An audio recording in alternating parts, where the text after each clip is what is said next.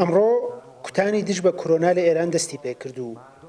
ئەمەش سەرەتای قۆناغێکی نوێیە لە ڕوبەڕووبوونەوە لەگەڵ گەورەترین قەیرانی سەدە. ئێرانیش ساڵێکی زۆر سەخت و دژواری تێپەڕاند. ساڵێک کە بە ساڵی کۆرۆنا ناسراوە. 30 شوباتی 2020 بە فەرمی تووشبوونی دوو هاوڵاتی ئێرانی بە کۆرۆنا ڕاگەیەندرا. 3 ڕۆژ دوای ئەم ڕێکەوتەش ئێران چووە ناو حاڵەتی زەردەوە. 5 ڕۆژ دواتریش ڕێکخراوی تەندروستی جیهانی ڕایگەیاند ئێران کە لە هەفتەی ڕابردوودا 2 تووشبووی بووە لە ئێستادا 245 تووشبووی هەیە. چەند ڕۆژ دواتریش حەسەن ڕۆحانی سەرۆکۆماری ئێران ڕایگەیاند کۆرۆنا هەموو پارێزگاکانی ئێرانی گرتووەتەوە. لەم کاتەدا بوو کە ئێران دوای چین بووە دووەم ناوەندی بڵاوبوونەوەی کۆرۆنا لە جیهان. هەموو ناوەندە تەندروستیەکانی ئێران و تەنانەت حکوومەتیش کەوتنە حاڵەتی ئامادەباشیەوە و زۆربەی ناوەندە گشتیەکان لەوانە خوێندنگا و زانکۆکان داخران.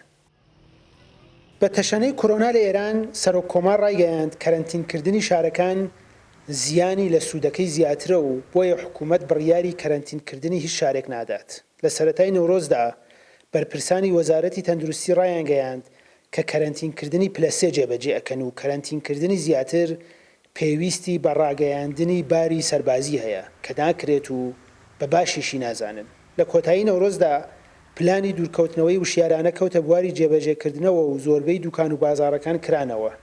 لە کۆتایی نیسانی 2020 وەزارەتی تەندروستی ڕایگەیاند 61 شار لە حاڵەتی سووردان و قەدەغەی زیاتری بۆ ئەو شارانە ڕاگەیاند. لە کۆتایی بەهاردا ڕاگەیەندرا کە ئێران یەکەم وڵاتی جیهانە کە شەپۆلی دووەمی کۆرۆنا گرتوویەتەوە و ژمارەی تووشبووان لە بەرزبوونەوەدایە. شەپۆلی دووەمی کۆرۆنا لە ئێران لە ناوەڕاستی هاوین کۆنتڕۆڵ کرا، بەڵام لە پاییزدا شەپۆلی سێهەم دەستی پێکرد کە زۆر بەهێزتر لە شەپۆلەکانی پێشووتر بوو. لە کۆتایی پاییزدا حکوومەت توانی بە کۆمەڵێک قەدەغەی تایبەت لەوانە قەدەغەی هاتوچۆی شەوانە و کۆنتڕۆڵی هاتوچۆی نێوان شارەکان شەپۆلی سێهەم کۆنتڕۆڵ بکات. یەکێک لە هەوڵەکانی ئێران کە لە ناوچەکەدا بێوێنە بووە هەوڵدان بوو بۆ بەرهەمهێنانی ڤاکسینی ناوخۆیی و تا ئێستا 2 ڤاکسینی ئێرانی چوونەتە قۆناغی تاقیکردنەوە لەسەر مرۆڤ. بەڵام لە هەمان کاتدا هاوردەکردن و بەرهەمهێنانی ڤاکسینی هاوبەشیش لە بەرنامەدا بووە. ئێران دوای ئەوەی لە سندوقی نێودەوڵەتی تایبەت بە ڤاکسین ناسراو بە کۆڤاکس بۆ ئەندام و بڕیارە 16 میلیۆن دۆز ڤاکسین لە ڕێگای ئەو سندوقەوە وەربگرێت، هەوڵی داوە خۆیشی بە شێوەی ڕاستەوخۆ ڤاکسین هاوردە بکات و یەکەم وەجبەی ڤاکسینی لە رووسیاوە هاوردە کرد.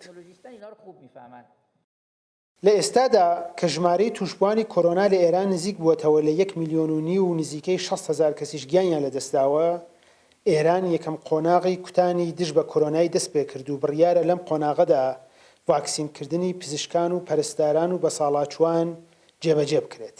وەزارەتی تەندروستی پلانی داناوە لە ماوەی 1 ساڵدا بتوانێت زۆرینەی خەڵکی ئێران ڤاکسینە بکات. ساڵی 2020 ساڵی کۆرۆنا و تووشبوون و گیان لەدەستانی ژمارەیەکی زۆر لە هاوڵاتیانی ئێرانی بوو. 2021 بووە سەرەتای کۆتایی هێنان بە کۆرۆنا، بەڵام ئایا بە کۆتایی هاتنی 2021 کۆرۆناش لە ئێران و جیهان کۆتایی دێت؟ سامان سلێمانی، کورتسات نیوز، تاران.